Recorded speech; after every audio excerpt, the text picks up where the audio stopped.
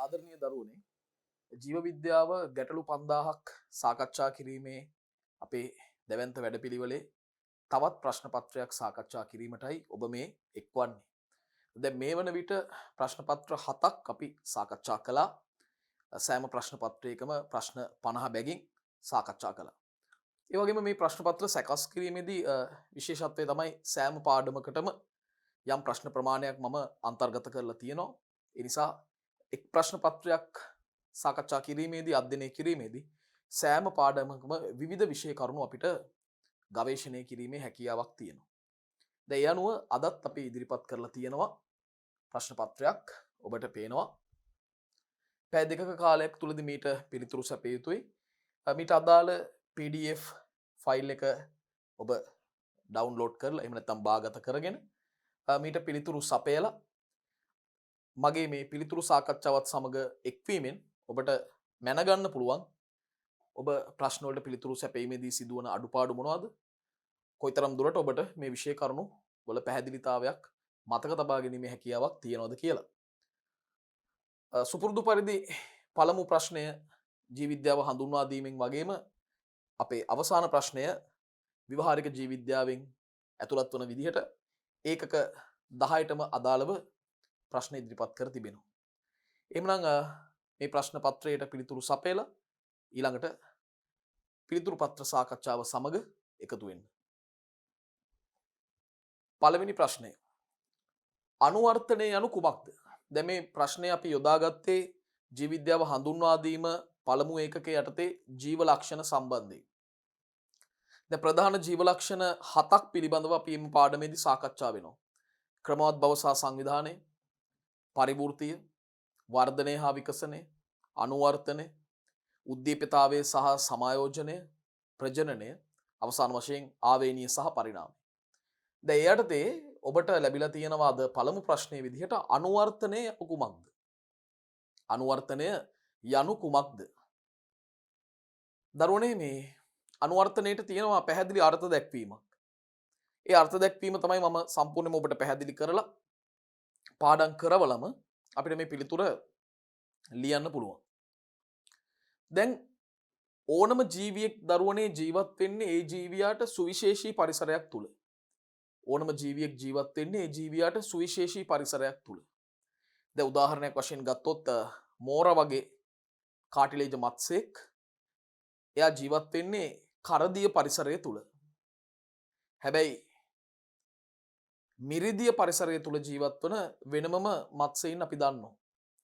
දැන් සුරතල් මසුන් ඇති කිරීමේදී අපි ඇති කරන රන් මත්ස්‍යයින් ගෝල්ෆිෂ්, කාෆ්, ඒන්ජල් මේ වගේ මත්ස්‍යයින් මිරිදිය වාසී ජලජ ජීවීන් විදිහටයි සලකන්නේ. ඒ අයට ජීවත් වෙන්න උචිතම පරිසරය මිරිදිය. දැන් ගැඩවිලා වගේ සත්වෙක් එයාව අපිට දැක ගන්න ලැබෙන්නේ පස ඇතුලේ ගුල් හාරගෙන ජීවත් වෙන ජීවියෙක් විදිහට. භෞමික ජීවියෙක් නමුත් පස තුල ගුල් හාරගෙන ඉන්නේ. දැන් වඳුරෙක් ගත්තොත් එයා ගහක් උඩ නැගලා රුක්වාසී ජීවිතයක් තමයි ගත කරන්නේ. දැන් මම මේ විවිධ උදාහරණ වලින් ඔබට ඉදිරිපත් කරන්නේ ඕනම ජීවියෙක් ජීවත් වන්නේ ඒ ජීවියාට සුවිශේෂී පරිසරයක. ඒතර යම් ජීවියෙක් ඒ ජීවියාට සුවිශේෂී පරිසරයක් තුල වාසය කරද්දී ප්‍රධාන අභියෝග දෙකක් එල්ල වෙනවා. ප්‍රධාන අභියෝග දෙකක්. ඒ තමයි තමන්ගේ පැවැත්ම රැක ගැනීම සහ තම වර්ගයේ පැවැත්ම තහවුරු කර ගැනීම. තම පැවැත්ම ආරක්ෂා කරගන්න වගේම තමන්ගේ වර්ගයාගේ පැවැත්ම රැක ගැනීමත් අවශ්‍ය වෙනවා අභියෝගයක්. දැන් වර්ගයාගේ පැවැත්ම රැක ගන්න නම් රැකගත යුතු ක්‍රියාවලිය ප්‍රජනනය.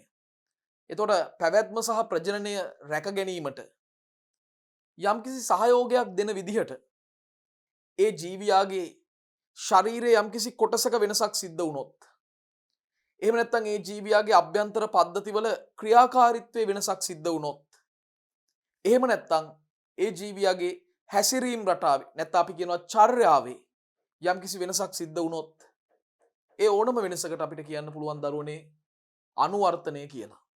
අනුවර්තනය. දැන් මේ අනුවර්තනය කියන එකේ අදහස පැහැදිලි කරගන්න. ඕනම ජීවියෙක් ජීවත් වන්නේ ඒ ජීවියාට සුවිශේෂී පරිසරයක. එහෙම සුවිශේෂී පරිසරයක ජීවත් වෙනකොට තමන්ගේ පැවැත්මට සහ තමන්ගේ ප්‍රජනනයට අභියෝග එල්ල වෙනවා. ඒ අභියෝග ජයග්‍රහණය කිරීමට නම් ඒ අභියෝග ජයග්‍රහණය කරන්න විවිධ වෙනස්කම් සිද්ධ වෙන්න වෙනවා. සමහර වෙනස්කම් ව්‍යුහමය වෙනස්කම් ශරීරයේ කොටස් වල යම් යම් වෙනස් වීම සිද්ධ වෙනවා. සමහර වෙනස්කම් අභ්‍යන්තර පද්ධතිවල ක්‍රියාකාරීත්වයේ වෙනස්කම්, ඒවට අපිට කාය කර්මීය වෙනස්කම් කියන්න පුළුවන්. සමහර වෙනස්කම් හැසිරීම් රටාවේ සිද්ධ වෙන වෙනස්කම්, ඒවා චර්යාමය වෙනස්කම් කියන්න පුළුවන්. මේ ඕනම වෙනස්කමකට දරුවනේ කියන්නේ අනුවර්තනය.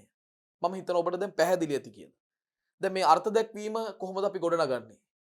ජීවියෙකු ජීවත් වන සුවිශේෂී පරිසරයට අනුකූලව එම ජීවියාගේ පැවැත්ම හා ප්‍රජනනයට අනුබල දෙන ව්‍යුහමය, කාය කර්මීය හා චර්යාමය වෙනස් වීම තමයි අනුවර්තන කියලා කියන්නේ.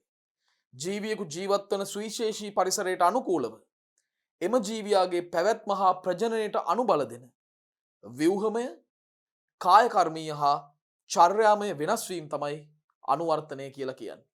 එහෙමනම් අපි පිළිතුර ගොනු කරමු. බලන්න. ජීවියෙකු ජීවත් වන සුවිශේෂී පරිසරයට අනුකූලව එම ජීවියාගේ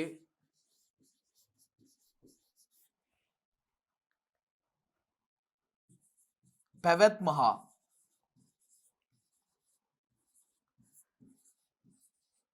ප්‍රජනනයට අනුබල දෙන පැවැත්ම සහ ප්‍රජනනයට අනුබල දෙන ව්‍යුහමය, කාය කර්මීය, චර්යාමය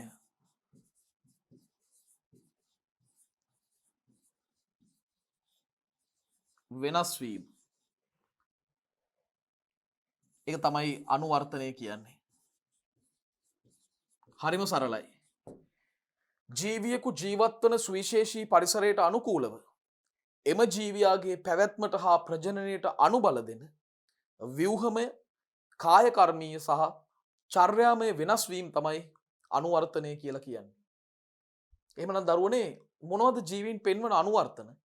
ප්‍රධාන වශයෙන්ම ඔබේ සම්පත් පොතේ විෂය නිර්දේශය තුල ප්‍රධාන අනුවර්තන 3ක් පමණ දකින්න ලැබෙනවා. විශේෂයෙන්ම මේ කාන්තාරයේ පවතින සිනිඳු වැලිවල එරීම වළක්වන පාද, පුළුල්ව විහිදුණු පාද දක්නට ලැබෙන සතෙක් තමයි ඔටුවා කියන්නේ. මේක ඔටුවගේ තියෙන අනුවර්තනයක්. කාන්තාරයේ ගමන් කරනකොට මේ සිනිඳු වැලිවල එරීමට ලක් වෙන්න පුළුවන්. ඒ එරීම වළක්වන පුළුල්ව විහිදුණු පාද ඔටුවට දකින්න පුළුවන්.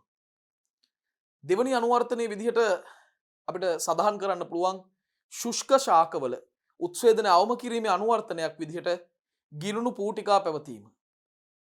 ශුෂ්ක ශාකවල උත්සේදනය අවම කිරීමේ අනුවර්තනයක් විදිහට ගිලුණු පූටිකා පැවතීම. තුන්වෙනි කාරණාව තමයි, තුන්වෙනි අනුවර්තනය තමයි විශේෂම කඩොලාන ශාක වල දකින්න ලැබෙන අනුවර්තනයක්.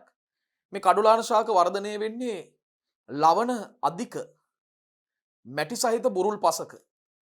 දැන් මේ ලවණ අධික පසේ බීජ ප්‍රරෝහණය ගොඩක් දුෂ්කරයි. ඒ නිසාම මේ ශාක අනුවර්තනය වෙලා තියෙනවා මව් ශාකයේ අත්තටම මේ ඵලය සවි වෙලා තියෙද්දිම බීජයෙන් මුල් හට ගන්න. බීජ ප්‍රරෝහණය මව් ශාකයේ අත්තටම සවි වී තිබියදීම ආරම්භ වෙනවා. මේ தත්ත්වය හඳුන්වන්නේ ජලාබුජ ප්‍රරෝහණය. මෙවැනි ඵලවලට කියන්නේ ජලාබුජ ඵල කියලා. එතකොට ඒකත් අනුවර්තනයක් විදිහට සලකන්න පුළුවන්. එතකොට උදාහරණ විදිහට ශුෂ්ක ශාකවල ගිලුණු පූටිකා පැවතීම,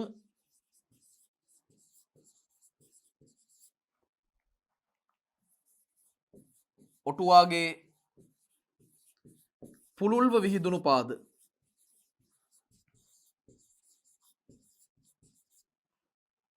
ඒ වගේම කඩොලාන ශාකවල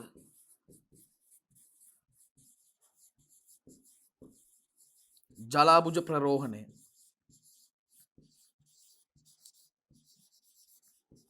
අපිට දක්වන්න පුළුවන්. ඒ අනුව මේ ප්‍රශ්නය අවසාන වශයෙන් සාකච්ඡා කළොත් අනුවර්තනය කියලා අදහස් කරන්නේ ජීවියෙකු ජීවත් වන සුවිශේෂී පරිසරයට අනුකූලව එම ජීවියාගේ පැවැත්ම හා ප්‍රජනනයට අනුබල දෙන ව්‍යුහමය, කායකර්මීය සහ චර්යාමය වෙනස් වීම. එමනම් හොඳ පැහැදිලි කිරීමකින් අපි මේ ප්‍රශ්න පත්‍රයට පිළිතුරු සාකච්ඡා කිරීම ආරම්භ කළා. දැන් දෙවනි ප්‍රශ්නයට දරුවනේ යොමු වෙමු. මානව දේහයේ අංශු මාත්‍ර මූලද්‍රව්‍ය ගණන කොපමණද?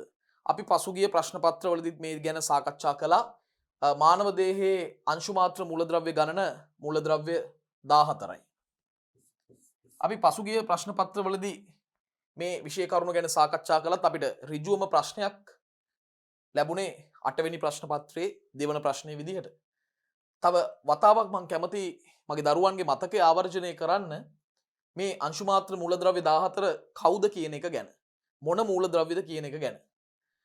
මෙතනදී බෝරෝන්ට තමයි මුල් තැන දෙන්නේ අපි. ඒ වගේම කොබෝල්ට්, ක්‍රෝමියම්, කොපර් මූලද්‍රව්‍ය තුනකුත් ඉන්නවා. ෆ්ලුවරින්, අයන් හෙවත් යකඩ, ඒ වගේම අයඩීන්. මිට අමතරව මැංගනීස්, මොලිබ්ඩිනම් ඇතුළත් කරන්න පුළුවන්. ඒ වගේම සෙලනියම්, සිලිකන්, ටින් වගේම වැනේඩියම් සහ සිංක් මානව දේහයේ දකින්න ලැබෙන අංශු මාත්‍ර මූලද්‍රව්‍ය යටතට අයත් වෙනවා. දැන් මම මේ මූලද්‍රව්‍ය ටික සකස් කරේ දරුවනේ ඉංග්‍රීසි හොඩියේ ඇල්ෆබෙට් එකේ පිළිවෙලට ගැලපෙන ලෙස. කෙනෙක්ට කැමති විදිහකට මේවා මතක තබා ගන්න පුළුවන්.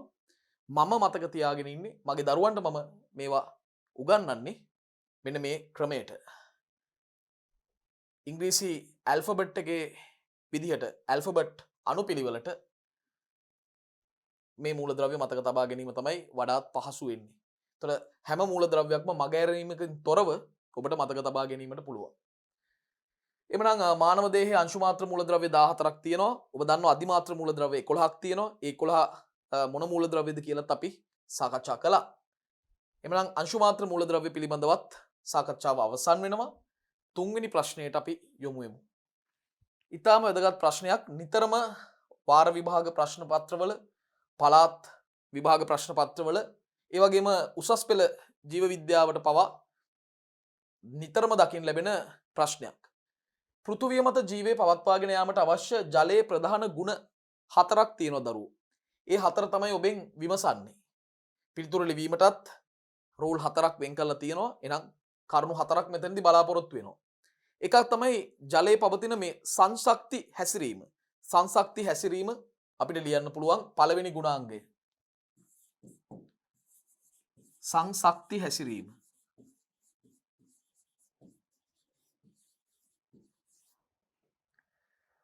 දෙවැනි ගුණාංගය තමයි උෂ්ණත්වයේ මධ්‍යස්ථ කිරීමට ඇති හැකියාව. උෂ්ණත්වය මධ්‍යස්ථ කිරීමට ඇති හැකියාව.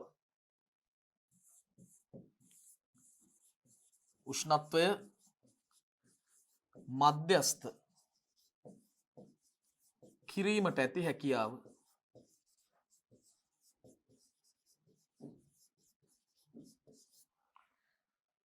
තුන්වන කාරණාව තමයි දරුවනේ ද්‍රාවකයක් ලෙස පවතින සර්ව නිපුණත්වය.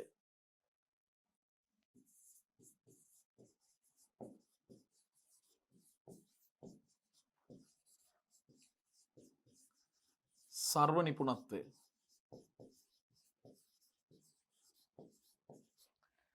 හතරවෙනි ලක්ෂණයේ විදිහට අපිට සලකන්න පුළුවන් හිමායනයේදී සිදුවන අසමාකාර ප්‍රසාරණය.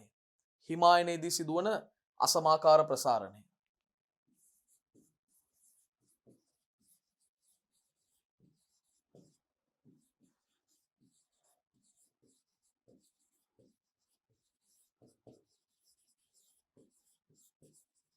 ඉතින් මේ කරුණු පිළිබඳ ගැඹුරින් සාකච්ඡා කිරීමට ඉදිරි ප්‍රශ්න පත්‍රවලදී මම සූදානම් වෙනවා.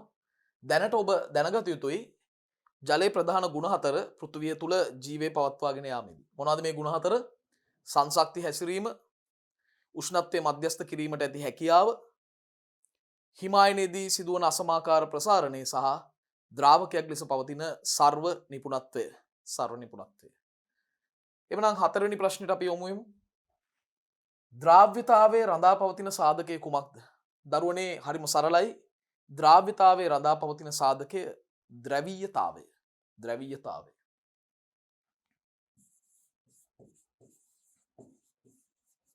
හොඳින් මතක තියාගන්න ද්‍රවීයතාවය මත තමයි ද්‍රාව්‍යතාවය රඳා පවතින්නේ. ද්‍රවීයතාවයේ මත තමයි ද්‍රාව්‍යතාවය රඳා පවතින්නේ. ඒ හැර අයනික ස්වභාවයක් මත නෙමෙයි ද්‍රවීයතාවයේ මතයි ද්‍රාව්‍යතාවය රඳා පවතින්නේ.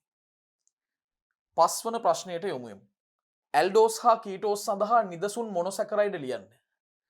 මීට පෙරත් මේ ප්‍රශ්නයම අපි වෙනත් ආකාරයකට සාකච්ඡා කළා කලින් ප්‍රශ්න පත්‍රයකදී.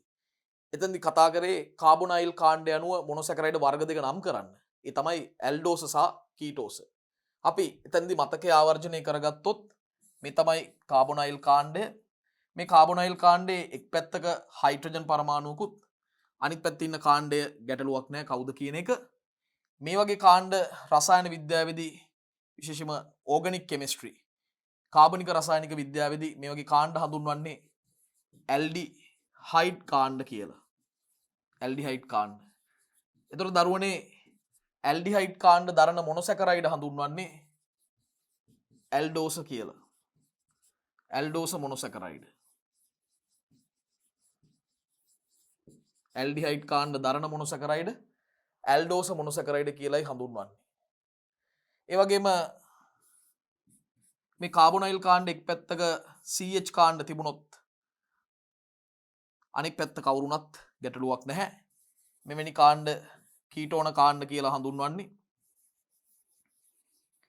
මේ වගේ කීටෝන කාණ්ඩ දරන මොනොසැකරයිඩ් අපි කීටෝස මොනොසැකරයිඩ් කියලා හඳුන්වනවා.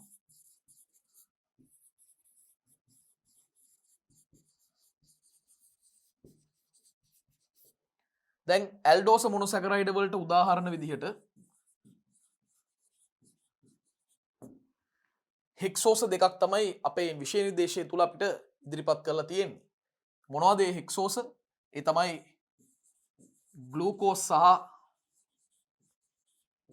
ගැලැක්ටෝස්. ග්ලූකෝස් සහ ගැලැක්ටෝස්. එතකොට කීටෝස වර්ගයේ මොනොසැකරයිඩ් ලෙස ඉදිරිපත් කරලා තියෙන්නේ ෆ්‍රුක්ටෝස්. ෆ්‍රුක්ටෝස්. මේ අනුව ඇල්ඩෝස සහ කීටෝස සඳහා නිදසුන් මොනොසැකරයිඩ් ලියුවොත් ඇල්ඩෝස වලට ග්ලූකෝස් සහ ගැලැක්ටෝස්, කීටෝස වලට ෆ්‍රුක්ටෝස් අපට එක් කරන්න පුළුවන්. එමනම් දරුවනේ 6 වෙනි ප්‍රශ්නයට යමු යමු. අසන්තෘප්ත මේදාකාර දෙක ලියන්න. අපි මතක් කරගත්තොත්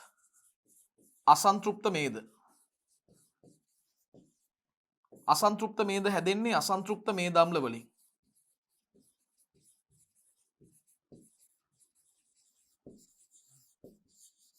අසන්තෘප්ත මේද අම්ල වලින් තමයි හැදෙන්නේ. අසන්තෘප්ත මේද අම්ල වලින් සෑදේ. අසන්තෘප්ත මේද අම්ලයක් අඳුරගන්නේ කොහොමද? අඳුරගන්නේ හයිඩ්‍රෝකාබන් දාමේ කාබන් පරමාණු දෙකක් අතර එක දිත්ව බන්ධනයක් හෝ ඊට වඩා වැඩි දිත්ව බන්ධන ගණනක් පවතිනවා නම් එවැනි මේද අම්ල තමයි අසන්තෘප්ත මේද අම්ල කියන්නේ. අවම වශයෙන් අසන්තෘප්ත මේද අම්ලයක් වෙන්න කාබන් පරමාණු අතර එක දිත්ව බන්ධනයක්වත් තියෙන්න ඕනේ. එකකට වඩා තියෙනවා නම් කොහොමත් අසන්තෘප්තයි තමයි. එතකොට මෙවැනි අසන්තෘප්ත මේදේ විශේෂයෙන්ම ශාක තුල අඩංගු වෙනවා. අපි ශාක ද්‍රව්‍ය වලින් තමයි ඒවා නිස්සාරණය කරගන්නේ. ඒ වගේම කාමර උෂ්ණත්වයේදී ඔබ දන්නවා ද්‍රව ලෙස තමයි පවතින්නේ. ද්‍රව ලෙස තමයි පවතින්නේ. ඒ වගේම දරුවනේ අසන්තෘප්ත මේදය දකින්න ලැබෙන හොඳම උදාහරණය තමයි එළවලු තෙල්. එළවලු තෙල් වල අසන්තෘප්ත මේදය දකින්න ලැබෙනවා.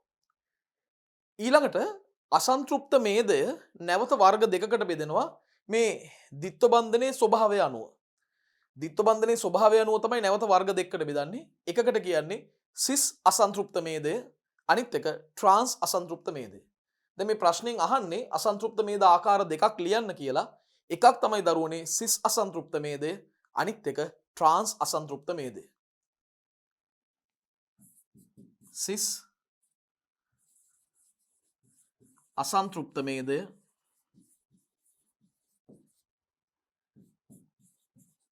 ට්‍රාන්ස් අසන්තෘප්ත මේදය. සිස් අසන්තෘප්ත මේදයයි ට්‍රාන්ස් අසන්තෘප්ත මේදයයි කියන මේ අසන්තෘප්ත මේද දෙක වර්ග දෙකක් අපිට දකින්න පුළුවන්. ද විශේෂයෙන්ම ඇතිවන තත්ත්වයක් තියෙනවා ඇතරොස්ක්ලෙරෝසිස් කියලා. මේ ඇතරොස්ක්ලෙරෝසිස් තත්ත්වයේදී සිද්ධ වෙන්නේ විශේෂයෙන්ම ධමනි බිත්තිවල අධික ලෙස මේ ලිපිඩ ආහාර පරිභෝජනය නිසා, අධික ලෙස මේද පරිභෝජනය නිසා ධමනි බිත්ති ඝන වීමේ තත්ත්වයක් ඇති වෙනවා. ඇත්තටම ධමනි බිත්ති ඝන වෙන්න හේතු වෙන්නේ මේ ට්‍රාන්ස් අසන්තෘප්ත මේදයත් සංතෘප්ත මේදයත් අධික ලෙස පරිභෝජනය කිරීම.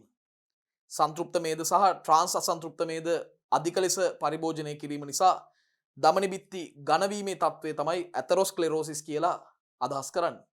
ඒ ගැනත් අපි ප්‍රශ්නවලදී සාකච්ඡා කරනවා. එhmenan දරුවනේ 6 වෙනි ප්‍රශ්නෙට පිළිතුර හරිම සරලයි.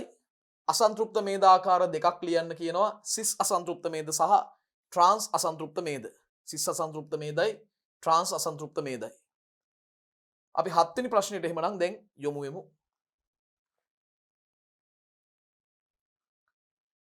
ප්‍රෝටීනයක ද්විතීක ව්‍යුහ ආකාර දෙක නම් කර ඊට නිදසුන් ලියන්න.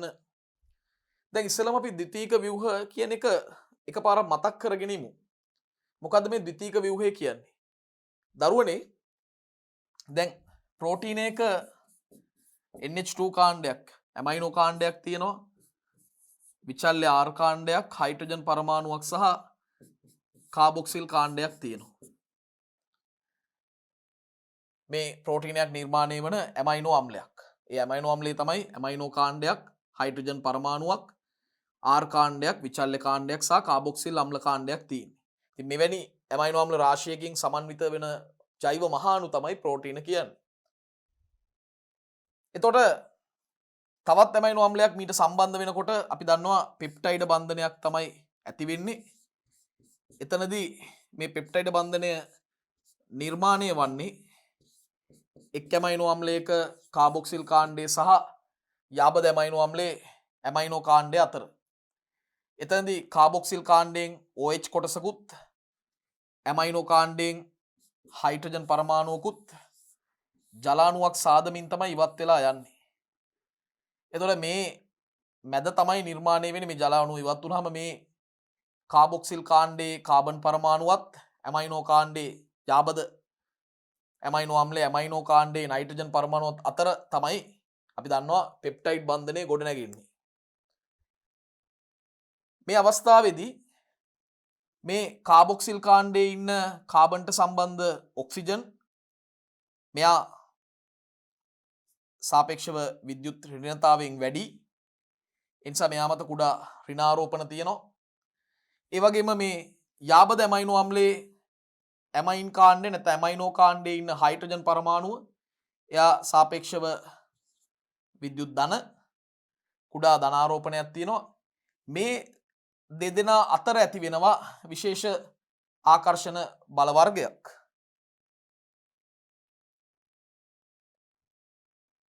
මෙන්න මේ දෙදෙනා අතර ඇති වෙනවා ආකර්ෂණ බල වර්ගයක්. ඒවට තමයි අපි කියන්නේ හයිඩ්‍රජන් බන්ධන කියලා. H බන්ධන. එතකොට ප්‍රාථමික ව්‍යුහයේ බවට පත් වෙලා තියෙන රේඛීය පොලිපෙප්ටයිඩ් දාමේ මේ වගේ අන්තක් අණුක හයිඩ්‍රජන් බන්ධන ඇතිවීම නිසා මේ ප්‍රාථමික පොලිපෙප්ටයිඩ් දාමය තවදුරටත් දඟර ගැසීමෙන් සහ නැමීමෙන් ඇතිවන ව්‍යුහයට තමයි ද්විතීක ව්‍යුහය කියලා කියන්නේ. ඉතින් මට අවශ්‍ය වුණේ මුලින්ම ද්විතීක ව්‍යුහය මොකක්ද කියලා පැහැදිලි කරන්න. එතකොට ද්විතීක ව්‍යුහය මෙන්න මේ වගේ දඟර ගැසීමෙන් හෝ මේ විදිහට නැමීමෙන් තමයි ද්විතීක ව්‍යුහයක් නිර්මාණය වෙන්නේ. එතකොට මේ වගේ දඟර ගැසුනොත් අපි මේ ව්‍යුහය හඳුන්වනවා දරුවනේ ඇල්ෆා හේලික්සීය ව්‍යුහය කියලා. ඇල්ෆා හේලික්සීය ව්‍යුහය. නැමීමෙන් ඇතිවන ව්‍යුහයට කියන්නේ බීටා රැලිතල ව්‍යුහය කියලා. බීටා රැලිතල ව්‍යුහය. ද ඇල්ෆා හේලික්සීය ව්‍යුහය සඳහා හොඳම උදාහරණය වෙන්නේ කෙරටින් ප්‍රෝටීනය. කෙරටින් ප්‍රෝටීනය. බීටා රැලිතල ආකාරය සඳහා හොඳම නිදසුන වෙන්නේ මකුළු දැල්වල පවතින සිල්ක් ප්‍රෝටීනය. මකුළු දැලේ සිල්ක් ප්‍රෝටීනය.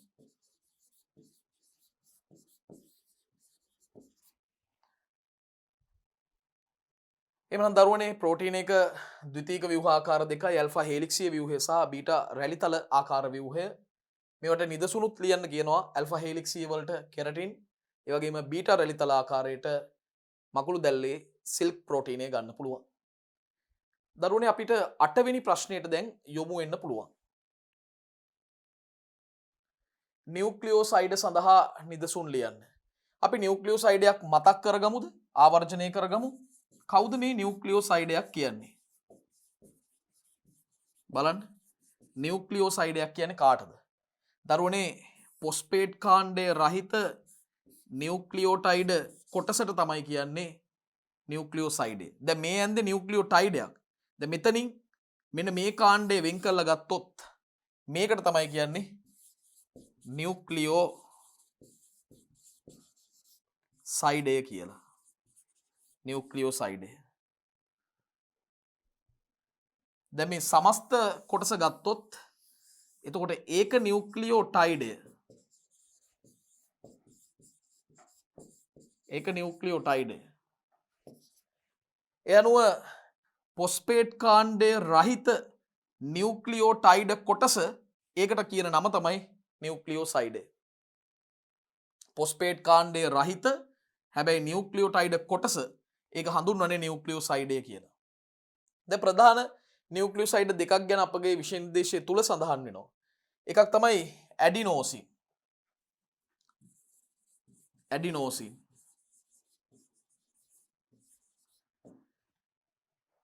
දැන් මේ ඇඩිනෝසින්ගේ විශේෂත්වය තමයි එතන දකින්න ලැබෙනවා අපිට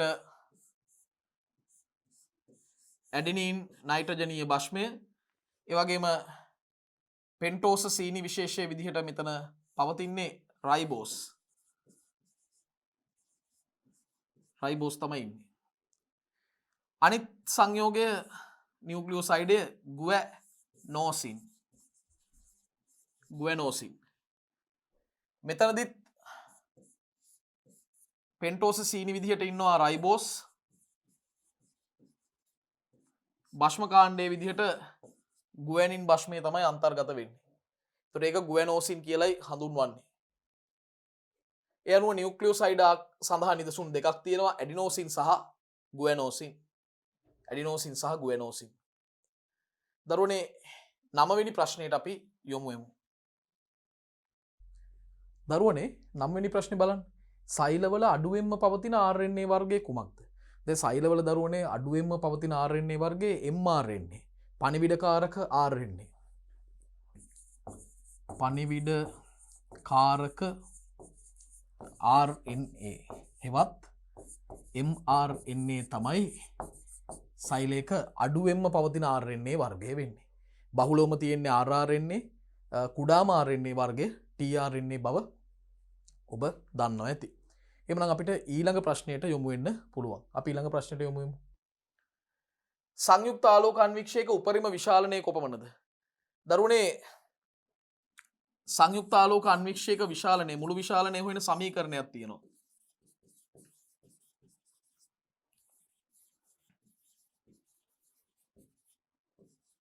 සංයුක්ත ආලෝක අන්වීක්ෂයක මුළු විශාලනය සමස්ත විශාලනය මේක හොයන්නේ උපනතේ විශාලනය වැඩි කිරීම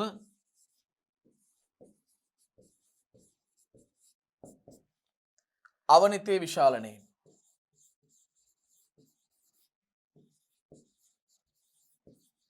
දැන් උදාහරණයක් වශයෙන් ගත්තොත් උපනිතේ විශාලනය 10යි. උපනිතේ විශාලනය 10යි. අවනිතේ විශාලනය 50යි.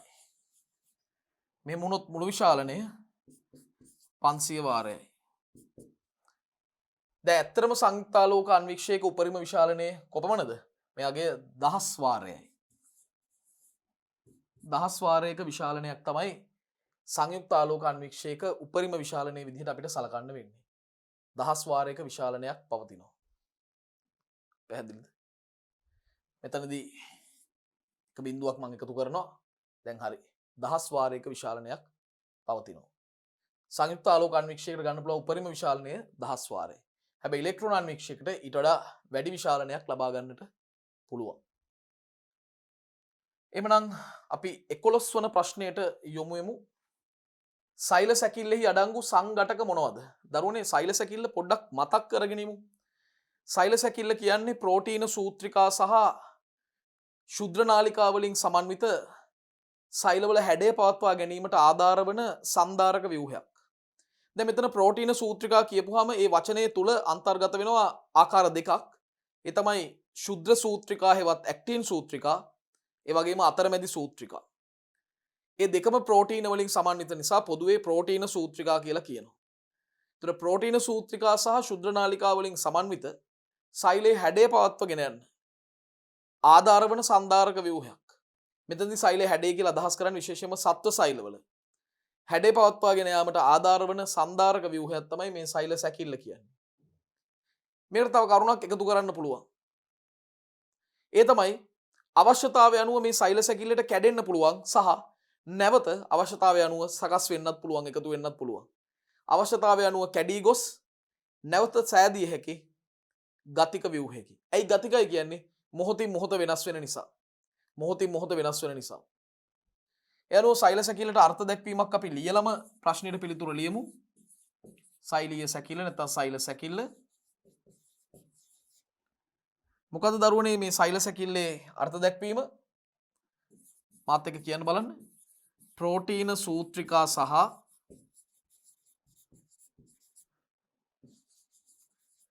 ශුද්‍ර නාලිකා වලින් සමන්විත ප්‍රෝටීන සූත්‍රිකා සහ ශුද්‍ර නාලිකා වලින් සමන්විත සෛලවල හැඩය පවත්වා ගැනීමට සෛලවල හැඩය පවත්වාගෙන යාමට ආධාර වන සංධාරක ව්‍යුහයකි.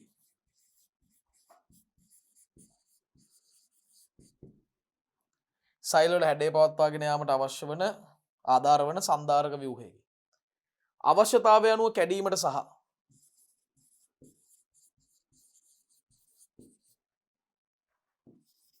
අවශ්‍යතාවය අනුව කැඩීමට සහ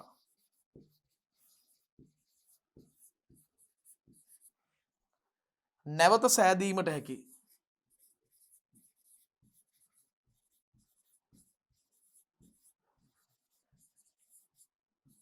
ගතික ව්‍යුහයකි.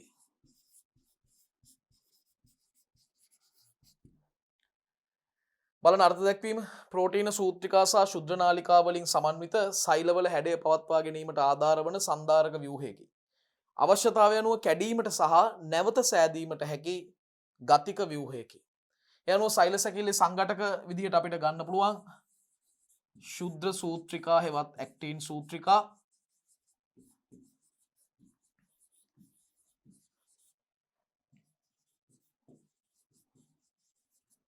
ඒ වගේම ශුද්‍ර නාලිකා,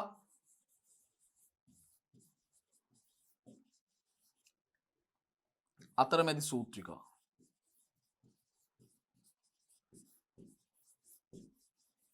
අතරමැදි සූත්‍රිකා. මේ තමයි සෛල සැකිල්ලේ අඩංගු වන සංඝටක. දරුවනේ 12 වන ප්‍රශ්නෙට අපි එහෙමනම් යොමු වෙමු. මධ්‍ය රික්තකය යනු කුමක්ද? දැන් අපි දන්නවා ශාක සෛලයක දකින්න ලැබෙන විශාලම ඉන්ද්‍රිකාව. මෙයාට ඉඩ දෙන්න ඕන නිසාම න්‍යෂ්ටිය පවා සෛලේ පැත්තකට තල්ලු වෙලා ඉන්නවා කියලා මම පසුගිය ප්‍රශ්න පත්‍රයකදීත් ඔබට කිව්ව මතක ඇති. දැන් මේක ඇතුලේ තියෙන තරලයට කියන්නේ සෛලයුෂය. ඒ සෛලයුෂයෙන් පිරීලා ඉන්නේ ඒක වට කරගෙන ඉන්නවා තාන ප්ලාස්ටේ කියලා ඒක පටලමය ව්‍යුහයක්. තාන ප්ලාස්ටේ.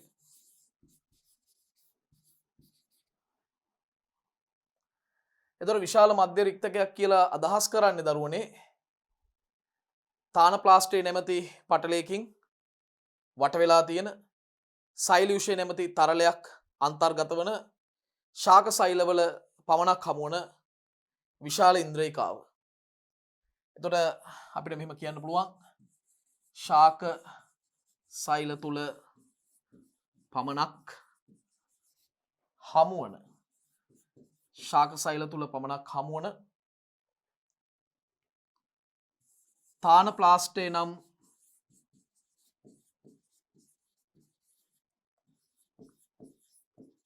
පටලයකින් ආවරණය වූ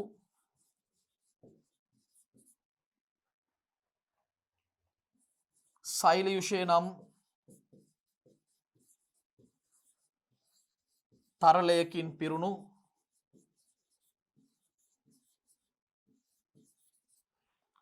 සෛලයුෂය නම් තරලයකින් පිරුණු ඒක පටලමය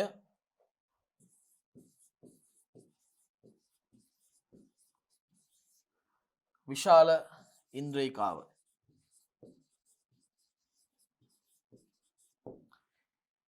බලන්න දරුවනේ ශාක සෛල තුල පමණක් හමුවන තාන ප්ලාස්ටේ නැමැති පටලයකින් ආවරණය වෙච්ච සෛලයුෂය නම් තරලයකින් පිරුණු ඒක පටලමය විශාල ඉන්ද්‍රියකාවක් තමයි මධ්‍ය රික්තකය කියලා කියන්නේ.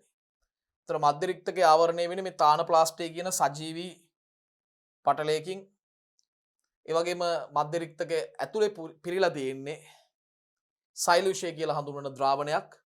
දරුවනේ මේ මතක ඇති ඔබට මේ සෛලයුෂය තුල පොටෑසියම් ක්ලෝරයිඩ් වගේ අයන තිබ්බා. ජලය තිබ්බා. සීනි තියෙනවා.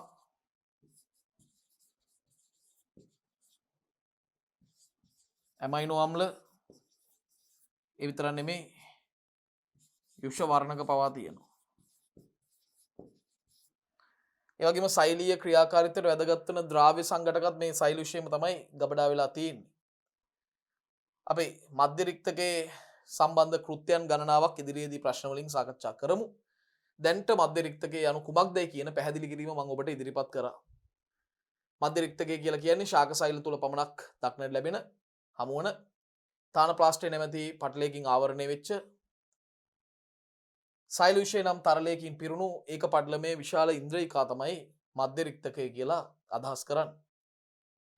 එමෙන්න අපිට 12 වෙනි ප්‍රශ්නෙන් පස්සේ 13 වෙනි ප්‍රශ්නෙට ගමන් කරන්න හැකියාවක් තියෙනවා. මේ බහිස්සෛලික පූරකයේ ප්‍රධාන සංඝටක මොනවද කියන එක තමයි 13 වෙනි ප්‍රශ්නෙන් අපෙන් විමසන්නේ. බහිස්සෛලික පූරකයේ දකින්න ලැබෙන විශේෂයෙන්ම සත්ත්ව සෛලවල මොකද සත්ත්ව සෛල වලට මධ්‍ය සූස්තරයක් නොමැති නිසා සෛල සෛල අතරේ සම්බන්ධීකරණය පවත්වා ගැනීමට බහිස්සෛලික පූරකයක අවශ්‍යතාවය ඇති වුණා. ඒ නිසා සත්ත්ව සෛල වල තමයි දරුවනේ මේ වගේ බහිස්සෛලික පූරක දකින්න ලැබෙන්නේ. දැන් මේ බහිස්සෛලික පූරකය තුල විශේෂයෙන්ම ග්ලයිකෝප්‍රෝටීන වර්ග සහ ඒ වගේම ප්‍රෝටියෝග්ලයිකෑන් ලෙස හඳුන්වන විශේෂ කාබනික සංයෝග කාබෝහයිඩ්‍රේට් මේ ද්‍රව්‍යත් අඩංගුයි.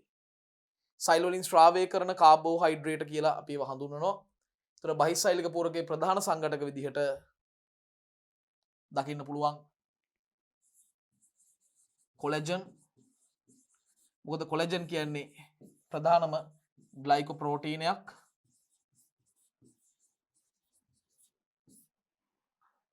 ඒ වගේම වෙනත් ස්ට්‍රාවී කාබෝහයිඩ්‍රේට්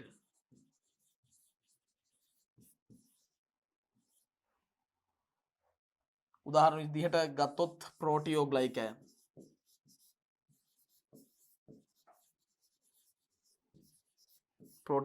දක්වන්න පුළුවන්. එනිසා බහිස්සයිලික පුරකයේ ප්‍රධාන සංඝටක විදිහට අපිට සලකන්න පුළුවන් කොලෙජන් සහ වෙනත් ශ්‍රාවී කාබෝහයිඩ්‍රේට්. එහෙමනම් 14 වෙනි ප්‍රශ්නෙට අපි අපේ අවධානය යොමු කරමු. බලන්න දරුවනේ 14 වෙනි ප්‍රශ්නය සෛල විභාජනයට අදාළව G2 කලාවේ සිදුවන සිදුවීම් මොනවාද? දැන් අපි කලින් ප්‍රශ්නවලදී G1 කලාව ගැන S කලාව ගැන සාකච්ඡා කළා. අවසාන වශයෙන් G2 කලාව ගැනත් ප්‍රශ්නයක් දැන් යොමු වෙලා තියෙනවා 8 වෙනි පේපර් එකේ. G2 කලාවේදී දරුවනේ සෛලී ඉන්ද්‍රියිකා මෙන්ම ප්‍රෝටීන සංශ්ලේෂණය මගින් සෛලේ වර්ධනය තවදුරටත් අඛණ්ඩව පවත්වා ගන්නවා. ඒක පළවෙනි කාරණාව. හරි? ඒක අපිට ලියන්න පුළුවන්. සෛලීය ඉන්ද්‍රියිකා මෙන්ම ප්‍රෝටීන සංශ්ලේෂණය මගින්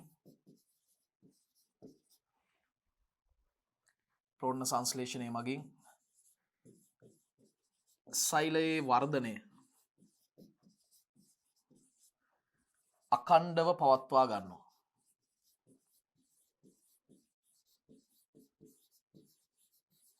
අඛණ්ඩව පවත්වා ගන්නවා. ඒ විතරක් නෙමෙයි. ඊළඟට එළඹෙන්නේ අනූනන කලාව.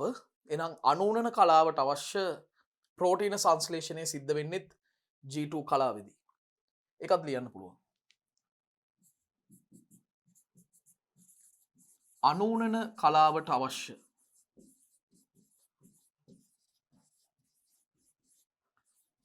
ප්‍රෝටීන සංශ්ලේෂණය වේ. අනූනන කලාවට අවශ්‍ය ප්‍රෝටීන සංශ්ලේෂණය වේ. අවසන් වරට දරුවනේ සාකච්ඡා කරන්න පුළුවන් මේ G2 කලාවේ සිද්ධ වෙන තව දෙයක් තමයි කේන්ද්‍රිකා ප්‍රතිවලිත වෙනවා. එහෙම නැත්නම් කේන්ද්‍ර දේහ ප්‍රතිවලිත වෙනවා. ඒක තමයි තුන්වෙනි සිදුවීම. කේන්ද්‍ර දේහ එහෙම නැත්නම් කේන්ද්‍රිකා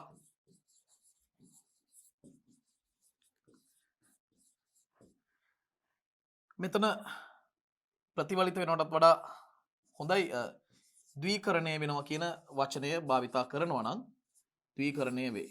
මම මේ වචනේම ලිව්වා. කේන්ද්‍ර දේහ නැත්නම් කේන්ද්‍රිකා ද්විකරණය වීමක් සිද්ධ වෙනවා. දෙගුණ වීමක් සිද්ධ වෙනවා. ඒ අනුව G2 කලාවේ සිදුවන ප්‍රධාන සිදුවීම් තමයි සෛලීය ඉන්ද්‍රියිකා සහ ප්‍රෝටීන සංශ්ලේෂණය මගින් තවදුරටත් සෛලයේ වර්ධනය අඛණ්ඩව පවත්වා ගන්නවා. ඒ වගේම අනූනන කලාවට අවශ්‍ය වන වැදගත් වන ප්‍රෝටීන නිපද වෙනවා. ඒ වගේම කේන්ද්‍රිකා එහෙම නැත්නම් කේන්ද්‍ර දේහ ද්විකරණය වීමක් සිදු වෙනවා. ඒව තමයි 14 වෙනි ප්‍රශ්නෙට පිළිතුර වෙන්නේ. එහෙමනම් දරුවනේ 15 වෙනි ප්‍රශ්නය සඳහා අපි යොමු වෙමු. බලන්න මොනවාද 15 වෙනි අපෙන් අහන්නේ කියලා. ඌනනය යනු කුමක්ද? කලින් ප්‍රශ්න පත්‍රයකදී අනූනනය කියන්නේ මොකක්ද කියලා ඇහුවා. ඒ අනුව දැන් මේ 8 වෙනි ප්‍රශ්න පත්‍රය තුලදී ඌනනය යනු කුමක්ද කියලායි ඔබෙන් විමසන්නේ. දරුවනේ ඌනනය කියලා අදහස් කරන්නේ ද්විගුණ මාතෘ න්‍යෂ්ටියකින් ප්‍රවේණිකව සමාන නොවන ඒකගුණ දුහිතෘ න්‍යෂ්ටි 4ක් ලැබෙන පරිදි න්‍යෂ්ටියේ සිදුවන බෙදී යාම විභාජනය වීම. දැන් මෙන්න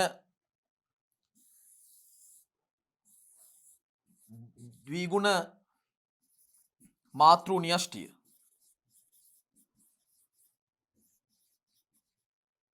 මාතෘ සෛලය මේ තියෙන්නේ. ඒ සෛලයේ මේ තමයි ද්විගුණ න්‍යෂ්ටිය.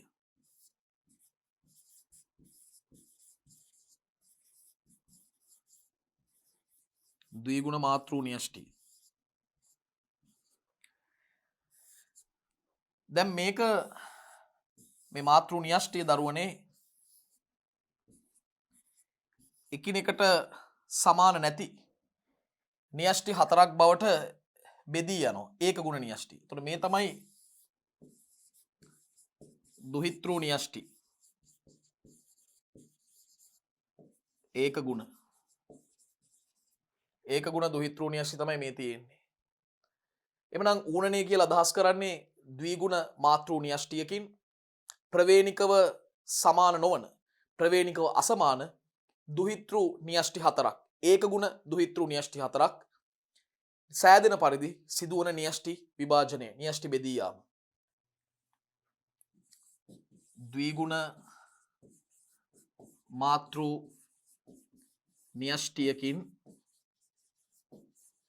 ද්විගුණ මාතෘ න්‍යෂ්ටියකින් ප්‍රවේණිකව සමාන නොවන ඒක ගුණ දුහිතෘ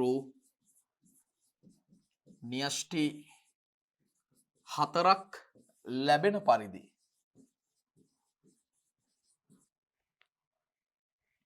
ඒ මාතෘ න්‍යෂ්ටියේ සිදුවන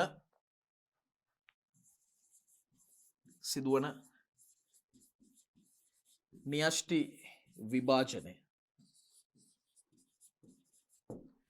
බලන්න මාත් එක්ක පාඩම් කරගමු.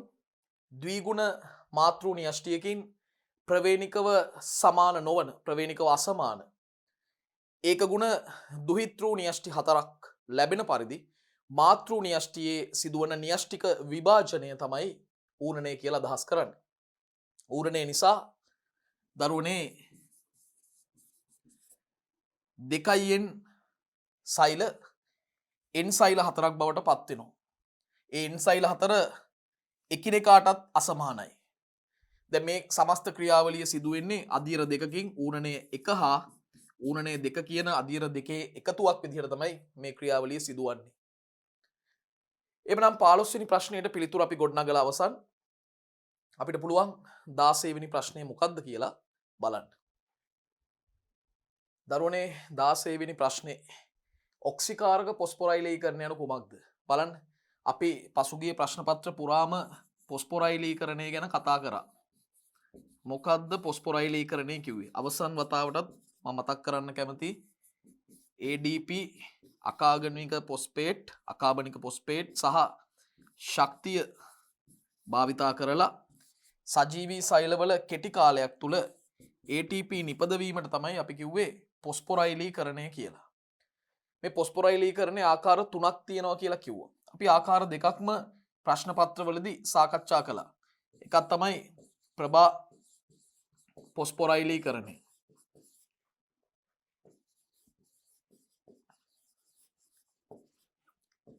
අනිත් එක උපස්තර පොස්පොරයිලීකරණය.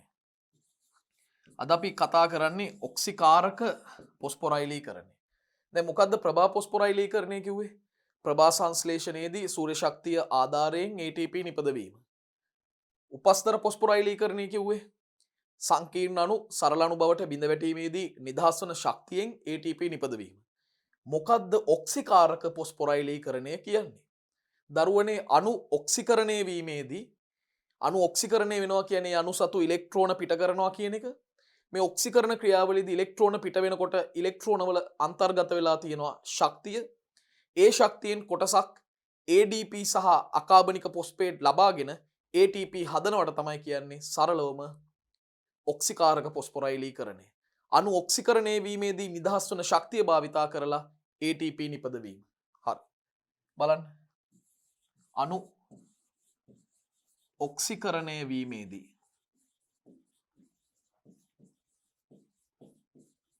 නිදහස් වන ශක්තිය භාවිතයෙන්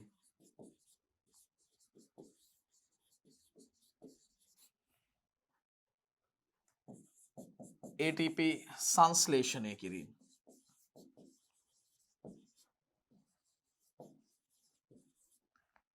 ඔක්සිකාරක පොස්පොරයිලීකරණය. අණු ඔක්සිකරණය වීමේදී නිදහස් වන ශක්තිය භාවිතයෙන් ATP සංශ්ලේෂණය කිරීම ඔක්සිකාරක පොස්පොරයිලීකරණය. දැන් විශේෂයෙන්ම ඔක්සිකාරක පොස්පොරයිලීකරණය දකින්න ලැබෙන්නේ ඉලෙක්ට්‍රෝන පරිවහන දාමයේදී. අපිට මයිටොකොන්ඩ්‍රියා වල අභ්‍යන්තර පටලයේ මියර ආශ්‍රිතව මේ தත්ත්වය දකින්න පුළුවන්.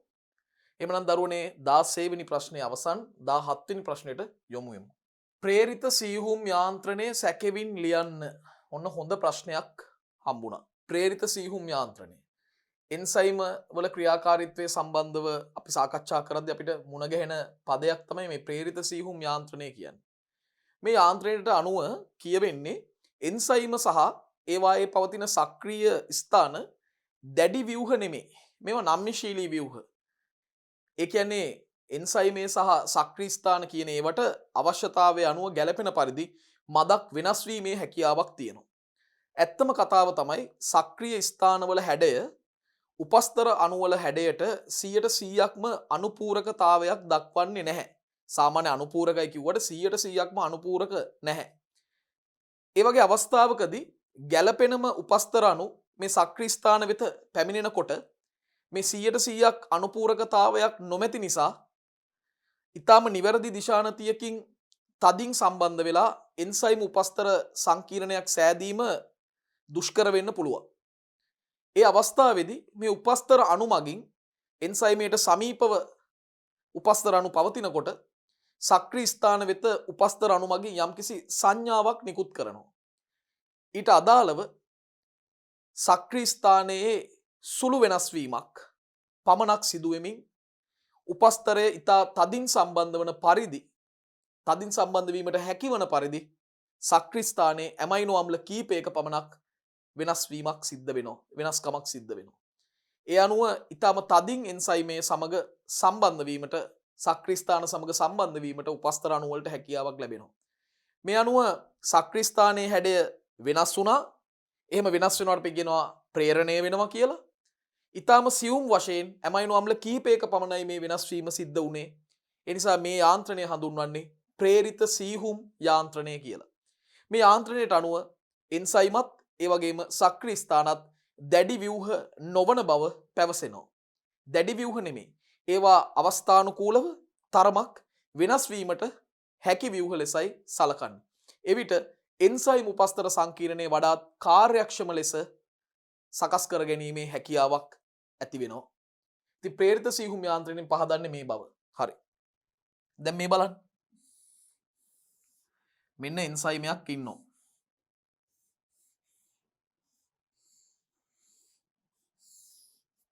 මෙන්න එන්සයිමේ. මෙන්න මේ එන්සයිමේ වෙත පැමිණෙන්න බලාගෙන ඉන්න උපස්තර අණු.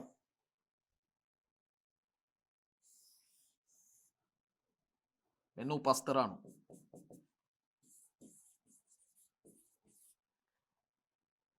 මේ තමයි සක්‍රීය ස්ථාන.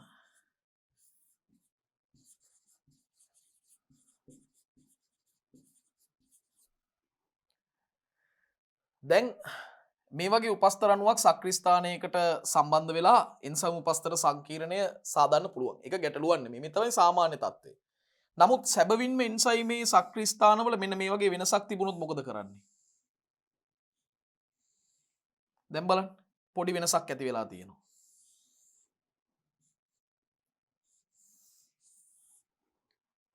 දැන් මොකද වෙන්නේ? මෙන්න මේ වගේ අවස්ථාවකදී උපස්තර අණු මගින් ඇති කරන සංඥා නිසා ඊටම සුළු වශයෙන් මේ සක්‍රීය ස්ථානයේ හැඩයේ වෙනසක් සිද්ධ වෙනවා. මෙන්න මේ විදිහට. මෙන්න ඔය වගේ ඊටම සුළු වෙනසක් සිද්ධ වෙනවා. ඇමයිනෝ අම්ල කීපයක් පමණයි වෙනස් වෙන්නේ. එතකොට අර උපස්තර අණු වලට ඊටම කාර්යක්ෂම ලෙස මෙතෙන්ට සම්බන්ධ වෙන්න පුළුවන් මේ. පේනවද? අර හැඩේ වෙච්ච වෙනසත් එක්ක ඊටම කාර්යක්ෂම ලෙස උපස්තර අණු වලට සම්බන්ධ වෙන්න හැකියාවක් ලැබුණා. එවිට එන්සයිම් උපස්තර සංකීර්ණය නිර්මාණය වෙනවා. ඔන්න. එන්සයිම උපස්තර සංකීර්ණය දැන් ගොඩ නැගුණා. එතකොට ප්‍රතික්‍රියාව තවදුරටත් සිද්ධ වෙනවා. හරි. මේක තමයි වෙන්නේ. එතකොට මෙතන සුළු වෙනස් වීමක් සිද්ධ වුණා. ඇමයිනෝ අම්ලවල ඒ සුළු වෙනස් වීම මගින් වඩාත් කාර්යක්ෂම ලෙස උපස්තර අණු එන්සයිමයට සම්බන්ධ කර ගැනීමේ හැකියාව ලැබුණා. හරි. එහෙනම් අපි ලියමු. මෙන්න මේ විදිහට මට ලියන්න පුළුවන්. එන්සයිමයේ සක්‍රීය ස්ථාන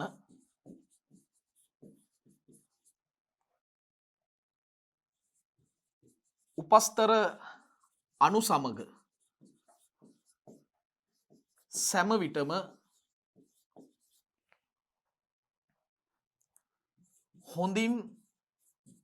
හොඳින්ම අනුපූරක නොවේ.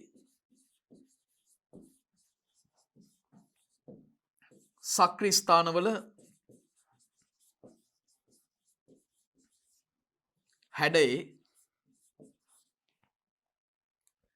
සුළු වෙනසක් තිබිය හැක.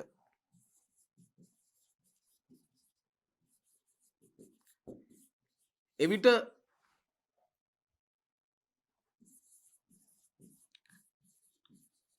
උපස්තර අණු මගින්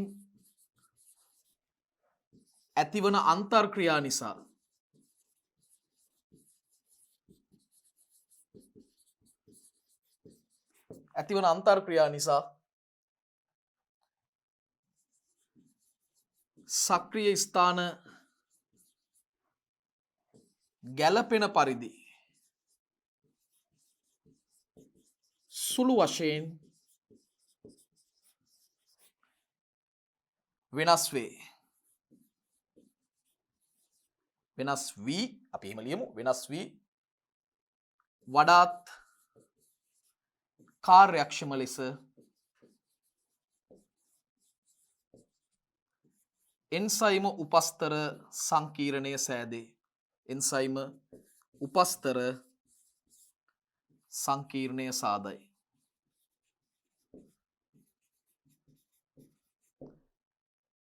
මේ අනුව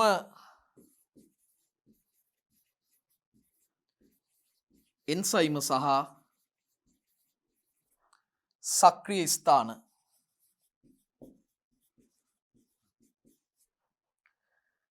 දැඩි ව්‍යුහ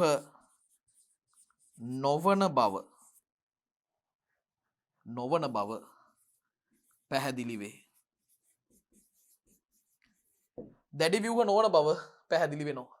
ඉතින් දරුණේ මෙවැනි විශාල කාලයක් අරගෙන මේ හැඳින්වීම කළේ ඉතාම හොඳින් මේක ඔබට අවබෝධ විය යුතු බැවින්. එමනම් ප්‍රේරිත සියුම් යාන්ත්‍රණය පිළිබඳ සාකච්ඡා කරලා අවසන් නිසා මම ඊළඟ ප්‍රශ්නයට යොමු වෙනවා. ප්‍රභා ආරක්ෂණය සිදු නොවූ විට ඇතිවන බලපෑම් මොනවාද? දරුවනේ ඉස්සෙල්ලාම අපි තේරුම් ගන්න ඕනේ මොකද්ද මේ ප්‍රභා ආරක්ෂණය කියන්නේ කියලා. අපි මතක් කරගමු. මොකද්ද ප්‍රභා ආරක්ෂණය කියන්නේ? අමතර අධික ආලෝකය පත්‍ර වෙත පැමිණෙන විට සමහර කැරොටිනොයිඩ් වර්ණක වලට පුළුවන් ඒ අමතර අධික ආලෝකය අවශෝෂණය කර වහාම ඒවා විසිරුවා හරින්න. මේක තමයි ප්‍රභා ආරක්ෂණය කියලා කියන්නේ. සමහර කැරොටිනොයිඩ් වර්ණක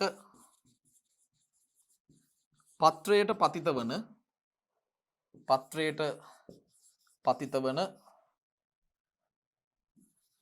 අමතර අධික ආලෝකය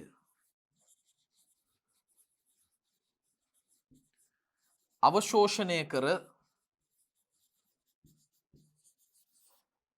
විසුරුවා හරි.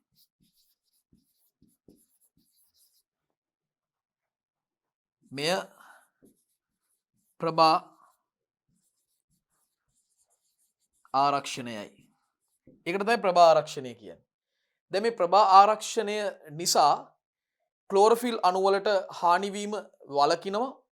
ඒ වගේම අමතර අධික ආලෝකය ඔක්සිජන් සමග ප්‍රතික්‍රියා කරලා සෛලවලට හානිදායක ඔක්සිකාරක අණු නිපදවීම වළක්වනවා. එහෙමනම් ප්‍රභා ආරක්ෂණය සිදු නොවුනොත් ඇතිවන බලපෑම් මොනවද? පැහැදිලිවම ක්ලෝරොෆිල් අණු වලට හානි සිදු වෙනවා. පළවෙනි දේ තමයි ක්ලෝරොෆිල් අණු වලට හානි සිදු වේ. ක්ලෝරොෆිල් අණු වලට හානි සිදු වෙනවා. ඒ විතරක් නෙමෙයි. අධික ආලෝකය ඔක්සිජන් සමග ප්‍රතික්‍රියා කර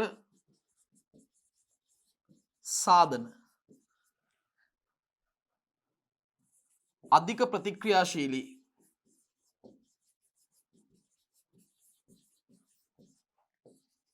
ඔක්සිකාරක අණු මගින් සෛලවලට හානි ඇතිවීම ඒ තමයි ප්‍රභා ආරක්ෂණය සිදු නොවුනොත් ඇතිවන බලපෑම. එමනම් දරුවනේ 19 වෙනි ප්‍රශ්නෙට අපි යමු. ප්‍රභා ඔක්සිහරණය උත්ප්‍රේරණය කරන එන්සයිමය කුමක්ද? දැන් අපි දන්නවා අපි සාකච්ඡා කළා ප්‍රභා ඔක්සිහරණය කියන්නේ මොකක්ද කියලා. ප්‍රභා ඔක්සිහරණය කියන්නේ මොකක්ද? අපි මතක් කරගත්තොත්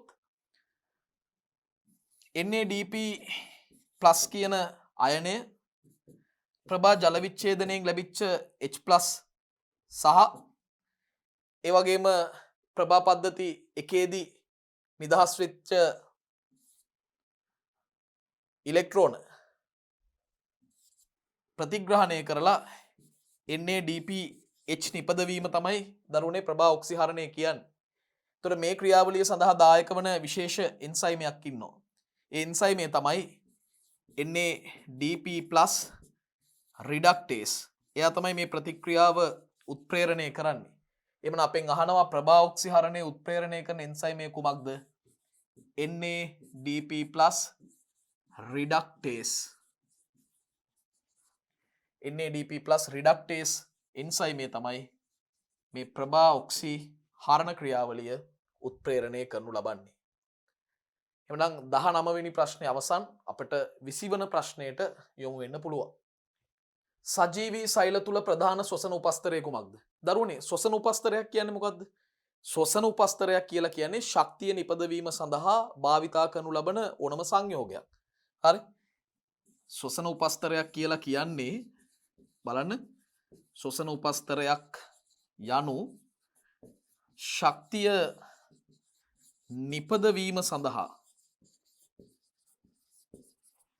ශක්තිය නිපදවීම සඳහා භාවිතා කරනු ලබන සංයෝග.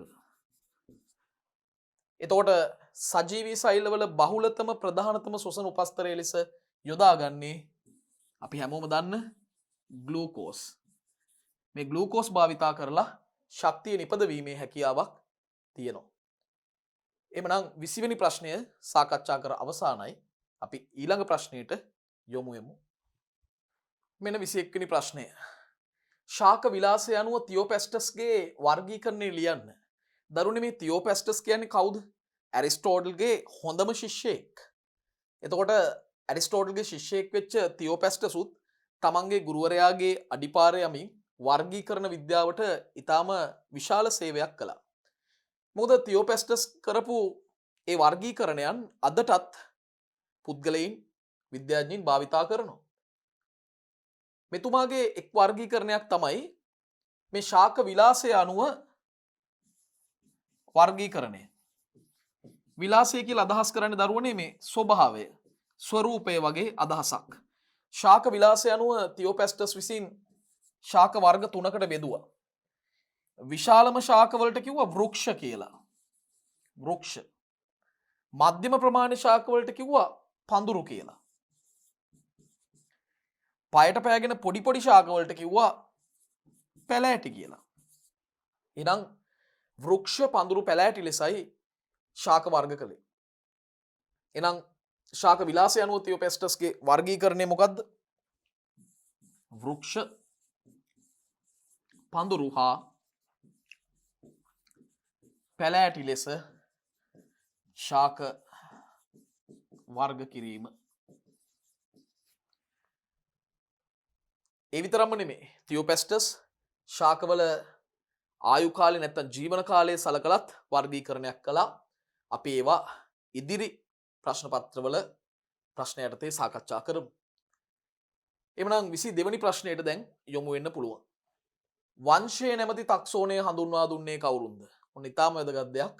දරුවනේ වංශය නැමැති ටැක්සෝනය හඳුන්වා දුන්නේ අර්නස්ට් හේකල් කියන විද්‍යාඥයා. මෙතුමා මීට අමතරව ප්‍රොටිස්ටා රාජධානිය හඳුන්වා දීමෙත් ගෞරවය හිමි කරගන්නවා. තුන්වන රාජධානිය තමයි ප්‍රොටිස්ටා රාජධානිය. විශේෂයෙන්ම ශාකසා සතුන්ට පසුව ශුද්ධ ජීවීන් ගැන අනාවරණය වීමත් සමග ශුද්ධ ජීවීන් වර්ග කරන්නට විශේෂ රාජධානියක් අවශ්‍ය වුණා. ඒ අවස්ථාවේ සපුරන්න ඔහු විසින් නම් කරා ප්‍රොටිස්ටා රාජධානිය. අර්නස්ට් හේකල්ගේම තවත් වැදගත් දෙයක් තමයි මේ වංශය නැමැති තාක්ෂෝණය හඳුන්වා දීම. මොකද රාජධානිය සහ වර්ගය අතර තියෙන දුරස්ථභාවය වැඩි නිසා ඒක අඩු කරන්න ඒ අතරට රාජධානිය කියන තාක්ෂෝණයයි වර්ගය කියන තාක්ෂෝණයයි අතරට එකතු කළා වංශය නැමැති තාක්ෂෝණය. එමනම් වංශය නැමැති තාක්ෂෝණය හඳුන්වා දීමේ ගෞරවය අර්නස්ට් හේකල් විද්‍යාඥයාට හිමි වෙනවා. අර්නස්ට් හේකල්ට තමයි මේ ගෞරවය හිමි වෙන්නේ. 23 වෙනි ප්‍රශ්නෙට මම යොමු වෙන්න කැමති ප්‍රධාන අධිරාජධානි තුන නම් කරන්න. දරුවනේ මේ ප්‍රධාන අධිරාජධානි තුන සංකල්පය ඉදිරිපත් කරේ කාල් වූස්. විශේෂයෙන්ම කාල් වූස්ගේ අධිරාජධානි තුන සංකල්පයේදී මේක ස්වභාවික වර්ගීකරණ පද්ධතියක් විදිහට සලකන්නේ පරිණාමය පිළිබඳ අධ්‍යයනයකින් පසුව තමයි මේ වර්ගීකරණය ඉදිරිපත් කළේ.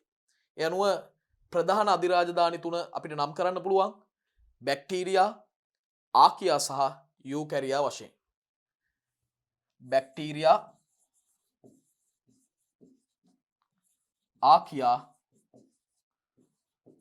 යූකැරියා.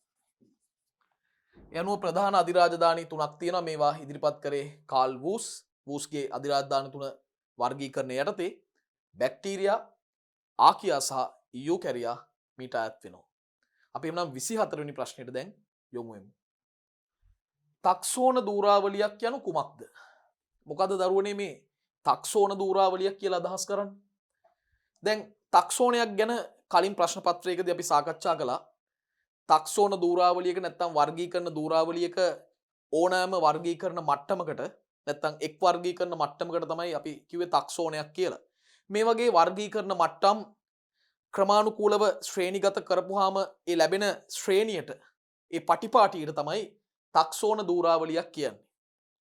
තක්සෝන මට්ටම් ගණනාවක් ශ්‍රේණිගත කරපුවාම ඒ ලැබෙන දූරාවලිය තමයි තක්සෝන දූරාවලියක් කියලා අදහස් කරන්නේ. ඒතර ඔබ දන්න තක්සෝන දූරාවලියට දැන් අයිති වෙනවා අධිරාජධානිය, රාජධානිය, වංශය, වර්ගය, ගෝත්‍රය, කුලය, ගණය සහ විශේෂය. දැන් මේ තියෙන්නේ වෙන වෙනම තක්සෝන. ඒ තක්සෝන සියල්ල පෙළ ගැස්සූ විට ලැබෙන ශ්‍රේණියට තමයි කියන්නේ තක්සෝන දූරාවලිය. තක්සෝන දූරාවලිය. අනුපිළිවෙලින් ශ්‍රේණිගත කරන්න ඕනේ. එතකොට ලැබෙන ශ්‍රේණියට තමයි තක්සෝන දූරාවලියක් කියන්නේ. විවිධ වර්ගීකරණ මට්ටම්. එහෙම නැත්නම් තක්සෝන අනුපිළිවෙලින් සකස් කළ විට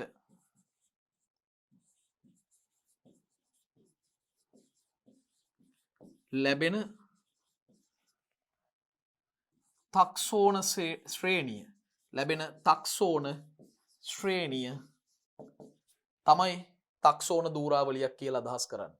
ඒ තක්සෝන ශ්‍රේණියට තමයි කියන්නේ තක්සෝන දූරාවලියක් කියලා. ඉතින් හරිම පහසුයි මේක.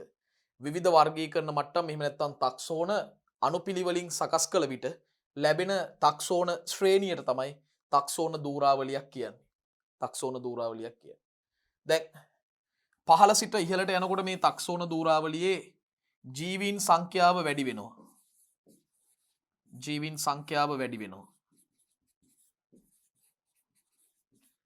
ඒ වගේම ඉහළ සිට පහළට පැමිණෙනකොට මේ තක්සෝන දූරාවලියේ පොදු ලක්ෂණ ගණන වැඩි වෙනවා. පොදු ලක්ෂණ ගණන වැඩි වෙනවා. එමනම් අපිට 25 වෙනි ප්‍රශ්නෙට යොමු වෙන්න පුළුවන්. වංශ ප්‍රවේණික විශේෂ සංකල්පය ලියන්න. 25 වෙනි ප්‍රශ්නේ. දරුවනේ පොදු පූර්වජයෙකුගෙන් පැවතෙන ඒකයිකයින්ගේ කුඩා කණ්ඩායමක් තමයි මේ වංශ ප්‍රවේණික විශේෂ සංකල්පය යටතේ අර්ථ දක්වන්නේ. මේ බලන්න. පොදු පූර්වජයෙකුගෙන් පැවතෙන ඒකයිකයන්ගේ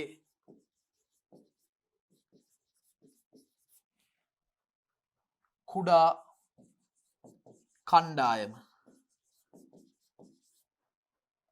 ලෙස අර්ථ දැක්වීම තමයි වංශ ප්‍රවේණික විශේෂ සංකල්පය කියන්නේ. පොදු පූර්වජයෙක් කියන්නේ මූලික ආරම්භක සමාජිකයෙක්.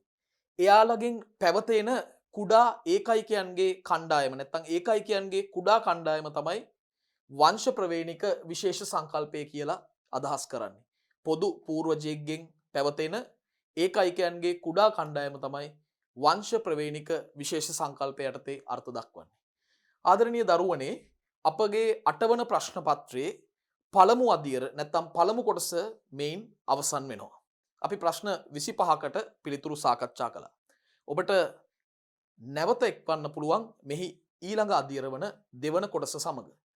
එතෙක් ඔබට සුබ දවසක්.